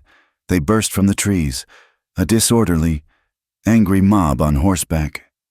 They thundered into the clearing, then pulled up, their horses skittish, forming a ragged half-moon about 50 yards from the cabin. Pete Taggart rode slightly ahead, his rifle already in his hand. "Monroe!" he roared, his voice thick with whiskey and confidence. "This is your last chance. We ain't town folk you can bully, and you ain't got a badge. Send the savage out, or we burn you both." Silas raised his rifle, sighting on Pete's chest. "This is private land. Pete, you're trespassing. Turn around. Go home." "This is white land," another man shouted. "We're taking it back." "You're not taking anything," Silas said, his voice cold. Pete laughed. "You and what? You and her? You think we're afraid of—" A sudden shot exploded. It wasn't from Pete. It was from Cal Taggart. He was nervous, his hands shaking. He had jerked the trigger in panic. The bullet screamed through the air. Silas felt a white-hot poker sear across his upper arm. The force of it spun him half around. He stumbled, gripping the wound, his coat sleeve instantly dark and wet with blood. "Silas!" Ayanna cried out. He gritted his teeth against the shock of pain. I'm all right." The posse men were whooping. They had drawn first blood. He's hit! He's hit!" Pete raised his rifle, his grin wide, aiming at the wounded Silas. "Now it ends. You traitor!" Before he could fire, a different explosion rent the air. The sound of Ayana's Winchester was sharp and clean. It was not a panic shot. It was deliberate, calculated. She had not aimed at Pete. She had aimed at the man on the far right, the one who was cheering the loudest. She had not aimed at the man. She had aimed at his horse. The bullet struck the animal high in the chest. The horse let out a terrible, piercing scream, reared up onto its hind legs, and then collapsed, its front legs buckling. The rider, his face a mask of shock, was thrown clear, landing hard on his back. The horse thrashed, trying to rise, then fell still, its life gushing onto the dirt. The clearing fell silent. The whooping stopped. The 5 remaining men stared, horrified, at the dead horse, at the downed rider, who was scrambling away from the corpse, his face white. This was not a fight. This was an execution. They had come to scare a woman. They had found a soldier. Silas, clutching his bleeding arm, looked at Ayana. She stood tall, her feet planted. She worked the rifle's action, the shuck click of the metal echoing in the silence. She ejected the spent cartridge and chambered a new one. She was ready, but she did not raise the rifle. She just stood there. And she began to speak. Her voice, high and sharp, cut through the cold air. She was not speaking English. She was speaking Apache. She pointed, her free hand steady, at Cal Taggart. "Cal Taggart," she yelled, and the sound of his name in her tongue made him flinch. "I know you. I know the woman from the saloon. The one you beat in the alley. The one you left bleeding. I saw you." Cal's face went from rage to sheer, superstitious terror. She turned, pointing to another man. "Jedediah's son. Your father changes the brands. You eat stolen beef. Your whole family is built on the lies of a thief." The man's jaw dropped. "And you." She pointed to a third, a man named Bartholomew. "You who set fire to the Mescalero cornfield. You who bragged about it. You who wonder why your own son coughs up blood. It is the smoke of your sin. The men were falling apart. This was not a savage. This was a witch. This was a spirit who knew the black, secret sins of their hearts. They had come as a posse, a righteous mob. She had stripped them bare, revealed them as nothing but a collection of pathetic, guilty men. She's lying," Pete stammered, but his voice had no conviction. "Shoot her! She's a witch! Kill her!" But the fight was over. Cal Taggart yanked his horse's head around. I ain't staying here." He galloped away, crashing back into the trees. "Wait," Jedediah's son yelled, wheeling his own horse. "Wait for me!" Bartholomew was already gone. In a matter of seconds, it was just Pete, the downed rider who was running for the woods on foot, and Silas and Ayana. Pete looked at them. He saw Silas, bleeding but standing, his rifle now trained on him. He saw Ayana, her face like stone, her eyes holding all the judgment of a God he did not believe in. He had come with 6 men. He was alone, with a low, animal growl of pure hatred. Pete lowered his rifle. He spat on the ground. "This ain't over. Monroe!" he hissed. "It is," Silas said. Pete wheeled his horse and fled. The clearing was silent. The only sounds were the wind in the pines, the groaning of the downed rider as he crashed through the brush, and the drip of Silas's blood onto the porch. Ayana finally let out her breath. The rifle suddenly became too heavy to hold. She leaned it against the cabin wall, her hands shaking so violently she had to clench them into fists. "You're bleeding," she whispered. "He just winged me," Silas said. He looked at the dead horse in his yard. "You shot his horse." "I know," she said, her voice shaking. I couldn't shoot the man. Not like that." He looked at her, a wave of pride and love so fierce it almost knocked him off his feet. He stumbled. The adrenaline was fading, and the pain was setting in. "Inside," she said, grabbing him, holding him up. "Let me see." They went inside, and the world shrank to the small, safe cabin. The standoff was over. The town, humiliated, would not press charges. They could not admit that 6 armed men had been routed by 1 wounded ex-sheriff and an Apache woman who knew their secrets. She cut his sleeve away. The bullet had torn a clean furrow through the muscle of his arm. It was bloody, but it was not deep.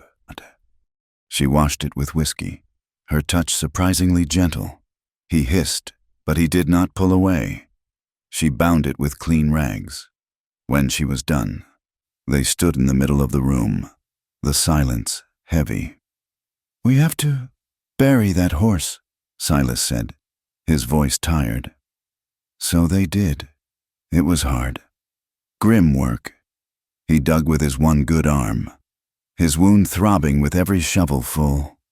She used the small trowel from her new chest, scraping and digging, her small body working with a fierce determination. It took them all afternoon. When they were done, they stood over the fresh mound of earth. It was a grave, a monument to the day they had claimed their land. They found the bullet hole from Cal's shot. It had torn through the roof shingles. He patched it. She held the ladder. It was simple work. It was the work of a husband and a wife. It was the beginning of a life. The spring came in earnest. The world turned green. The town of Rust Creek left them utterly alone. They were outcasts, but they were free. Silas found he had a deep, restless need to build. He rode north to a different town, a place where his face was not known. He bought supplies.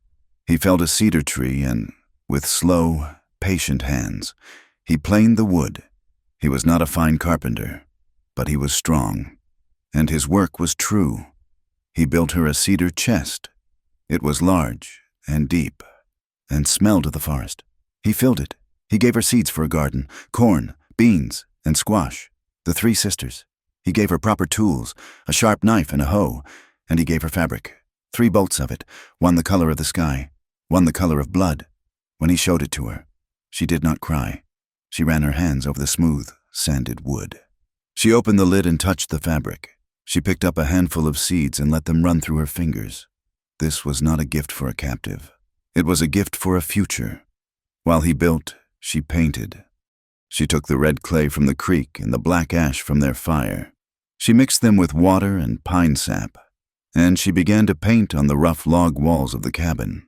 She painted the stories of her people, a great, spiraling sun, a horse, so full of life it looked like it might leap from the wall. She painted the story of the first woman, who had brought the people from the darkness. She was reclaiming the space, marking it as hers, painting her soul onto the wood. The cabin was no longer his. It was theirs.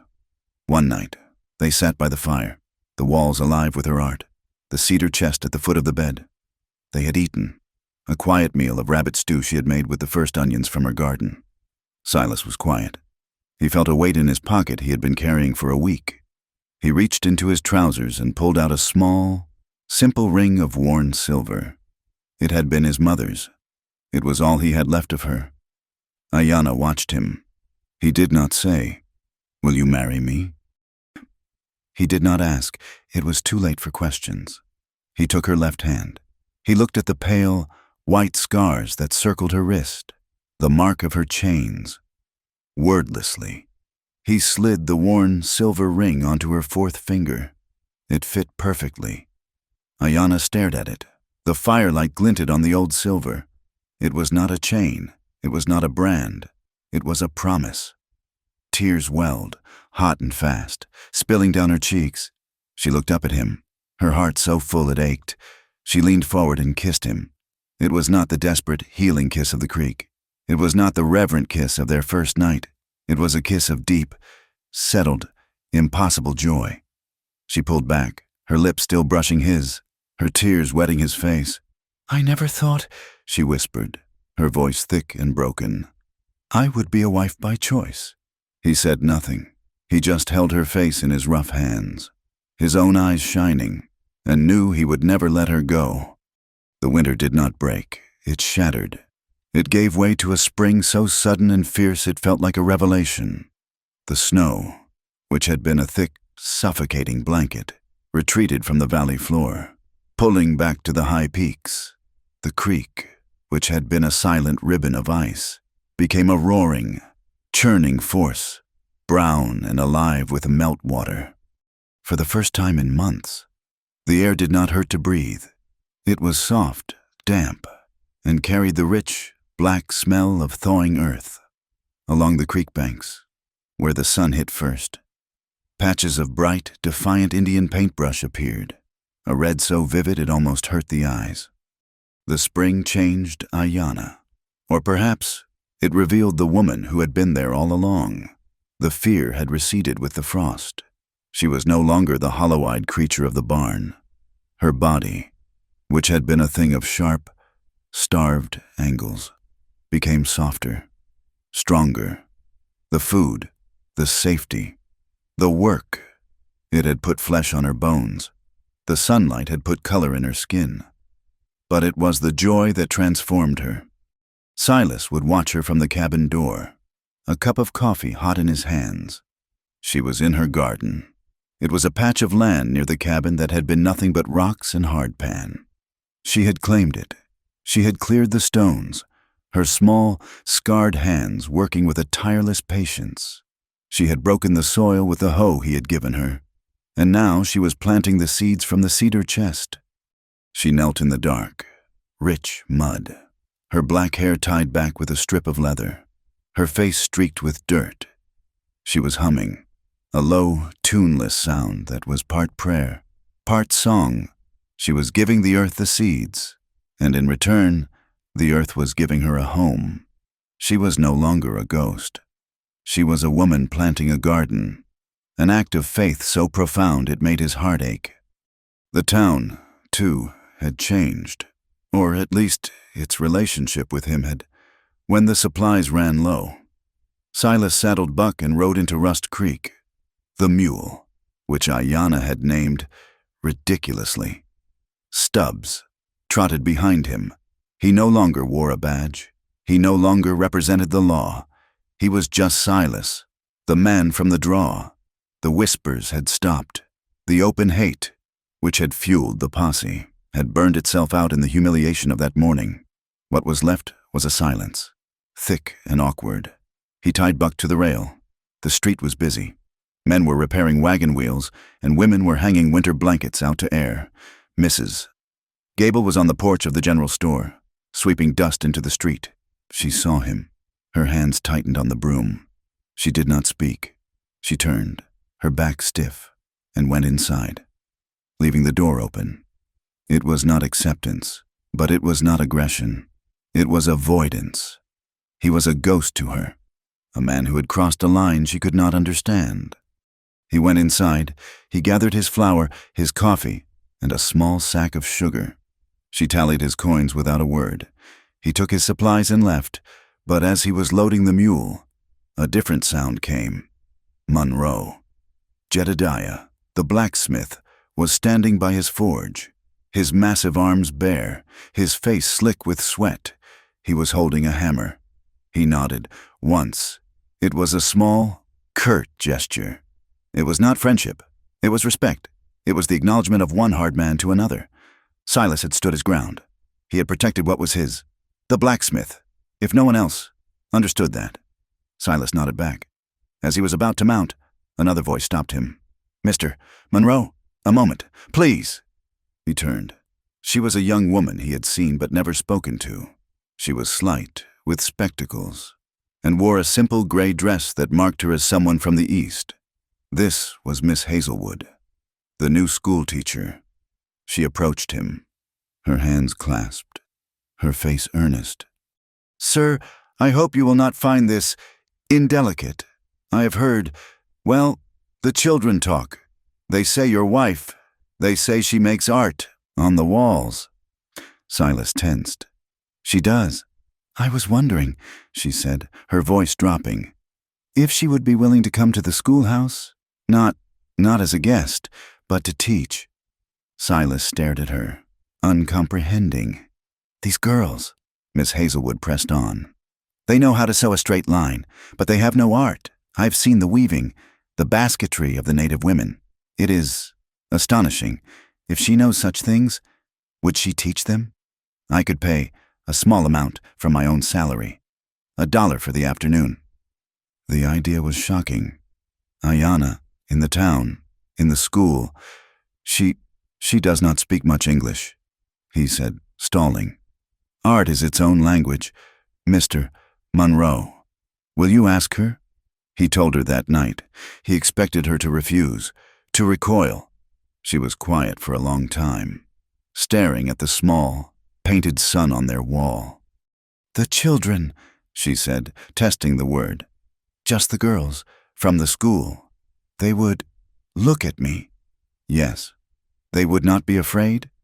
"Miss Hazelwood is not afraid," he said. Ayanna touched the silver ring on her finger. She had faced a posse. She could face children. "I will," she said, her voice quiet. "I will teach them." It was a small, tentative bridge, a single, fragile thread across the canyon that separated their world from the town. The fragile peace lasted for 3 weeks. 3 weeks of sun, of watching the green shoots of corn push up from the dark soil. 3 weeks of Ayanna returning from the schoolhouse, her face shy but proud, clutching the silver dollar Miss Hazelwood had given her. Then the world returned. Silas was in town, buying nails. He was in the saloon, which he hated, but it was the only place to get a beer on a hot afternoon. He was standing at the bar, his back to the wall, his habit of watching a room still strong. The man who walked in was not from Rust Creek. He was white. He wore a dusty, sweat-stained suit and a flat-brimmed hat. He had a tired, official face and a revolver holstered high and proper, not low like a gunfighter. He looked, Silas thought with a cold jolt, like a man who carried papers. The man ordered a whiskey, his eyes scanning the room. He saw Silas, the quiet man in the corner, and his gaze lingered, but moved on. He turned to the bartender. "I'm looking," the stranger said, his voice flat. "For information, federal business." The saloon went quiet. "I'm looking for an Apache woman, name unknown, escaped from the Fort Stanton reservation about 6 months ago. She was property, of a sort, belonged to a sutler who was found dead." Silas felt the blood drain from his face. He kept his hand steady on his beer. "We heard," the agent continued, "that there was some trouble here, a shooting, a few months back, involving an Apache woman." The bartender, wiping a glass, looked nervous. That was just local trouble.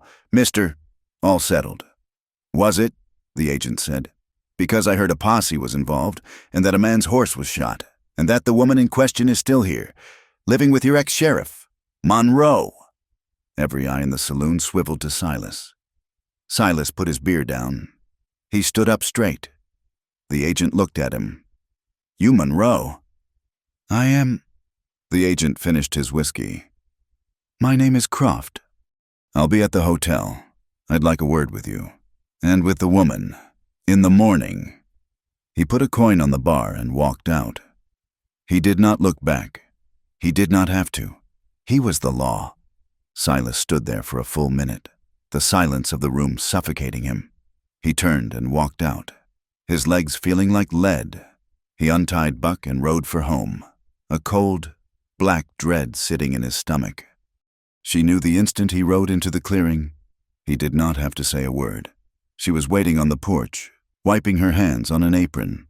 She saw his face as he dismounted, and the small, joyful light in her own face died. "Silas?" He could not speak. He could not tell her. He could not be the one to bring the cage back into her life. He walked past her, into the cabin, and sat down at the table. He put his head in his hands. He heard her move. He heard the scrape of the cedar chest as she opened it. He heard the jingle of a bridle. He looked up. She was not crying. She was not panicking. Her face was a grim, pale mask. She was packing supplies. Dried venison, a sack of flour, ammunition. She moved with a quick, desperate efficiency. "Ayanna," he said, his voice thick. "What are you doing?" She did not look at him. "They are coming. I saw your face. The town. The men. No, not the town. It's worse." "I will not go back in a cage," she said, her voice a low, vicious growl. She slung a saddlebag over her shoulder.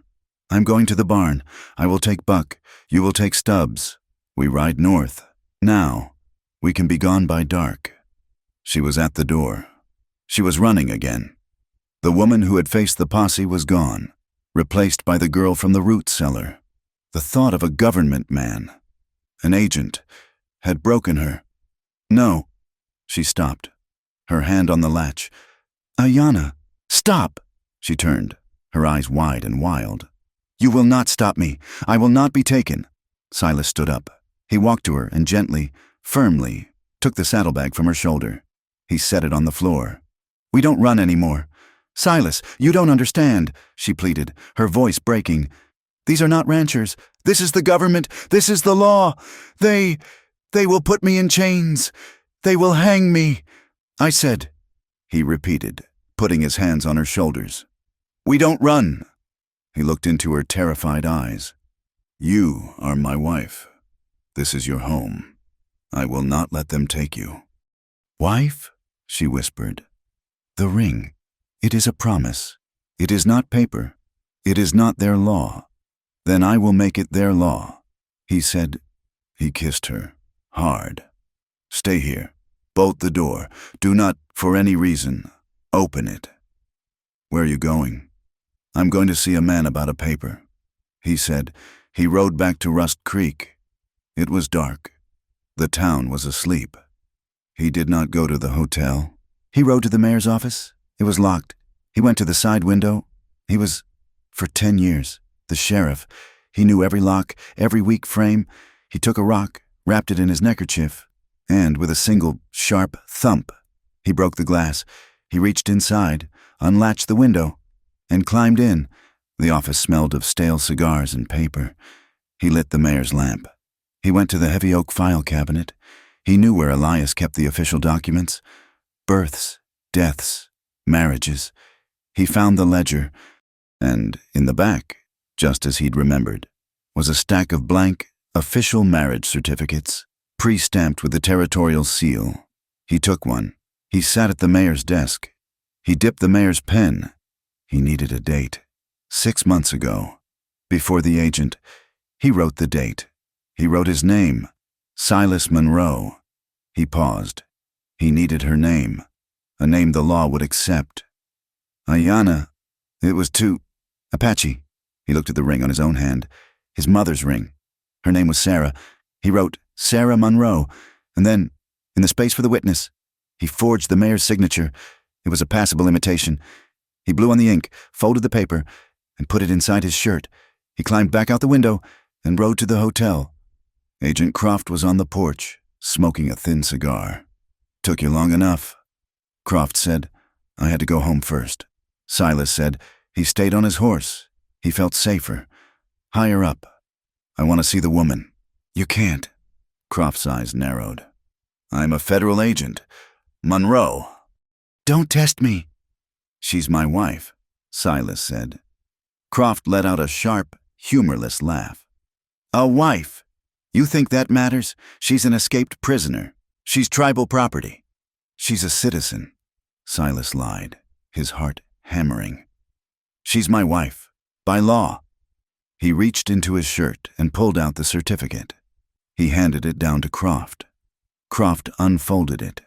He held it up to the yellow light from the hotel window. He read the names. He read the date. He looked at the seal. He looked at the forged signature of Elias Thornton. His face was unreadable. He looked up at Silas. Sarah Monroe, Croft said, his voice flat. That's her name. Silas said, this is dated 6 months ago, before the shooting. That's right. She was defending her home, her property, my property. Croft handed the paper back up to Silas. He knew. Silas could see it in his eyes. He knew it was a forgery. He knew it was a lie. He knew the signature was probably false. But he also knew he was one man, in a town that had already bled for this. He saw the man on the horse, the ex-sheriff, his hand resting near his revolver. He saw a pile of trouble and paperwork that would last him a year, all for one woman. He was tired. A man protects his property, Croft said, his voice heavy with cynicism. I understand that. He flicked his cigar into the street, a small, dying red ember. But you tell your wife, he said, putting a nasty emphasis on the word, that the law has a long memory. The Sutler's family is still asking questions. She's safe, as long as she's Sarah Monroe, as long as she stays in this cabin, in this draw. But if she leaves, if I hear her name again, I'll be back, and I'll bring paper of my own. You understand me? We understand, Silas said. Get out of here, Croft said. He turned and went back into the hotel. They had bought time. They had not bought peace. Silas rode home. The moon was high. He felt hollow. He had won, but he had won with a lie. He had won by giving her his mother's name, by erasing her own. He found her sitting at the table in the dark. The fire was just embers. The saddlebags were still by the door. Ayanna? She looked up. He walked to her and put the folded paper on the table. She did not touch it. What is it? It's a piece of paper, he said, his voice full of a weariness that went bone deep. It's a lie. It's a cage, of a different kind. It's our protection. He told her what he had done. He told her the name he had written. She looked at the paper. Sarah, she whispered. He's gone. Silas said, He believed it. Or he wanted to. We're safe. For now. She stood up. She did not look angry. She looked unbearably sad.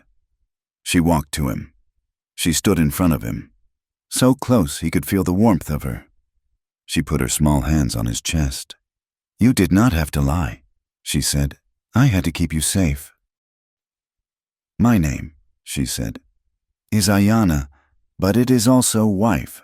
She took his hand and led him to the fire. She sat on the bearskin rug and pulled him down next to her. She climbed into his lap, curling against his chest as she had that night after the attack. She was not seeking comfort. She was giving it. She was quiet for a long time, listening to the beat of his heart. If we only have one more year, she whispered, her voice muffled against his shirt. If we only have one more day, I want it with you. He closed his eyes, the tension of the last 2 days draining out of him, leaving him weak. He rested his head against hers, breathing in the smell of her, the scent of wood smoke and earth. Then that's what we'll take, he said, his voice raw. Every hour, every minute. The next morning, the sun rose. The agent was gone. The paper was folded and hidden in the cedar chest, a lie buried with the seeds. Silas woke to find Ayanna already dressed, her hands and face washed. She was holding 2 small clay bowls. Come, she said. The sun is up. He followed her out into the bright, clear morning. The air was cool. She led him to the garden. The small green shoots of corn were an inch high. She handed him one of the bowls. It was full of bean seeds. Her own bowl was full of squash seeds. She knelt in the dark, rich earth, at the foot of a cornstalk. Here, she said. She showed him how to make a small hole with his finger. We plant them together. The sisters, they protect each other. They make each other strong. He knelt beside her. The damp earth was cool against his knees. They worked in silence.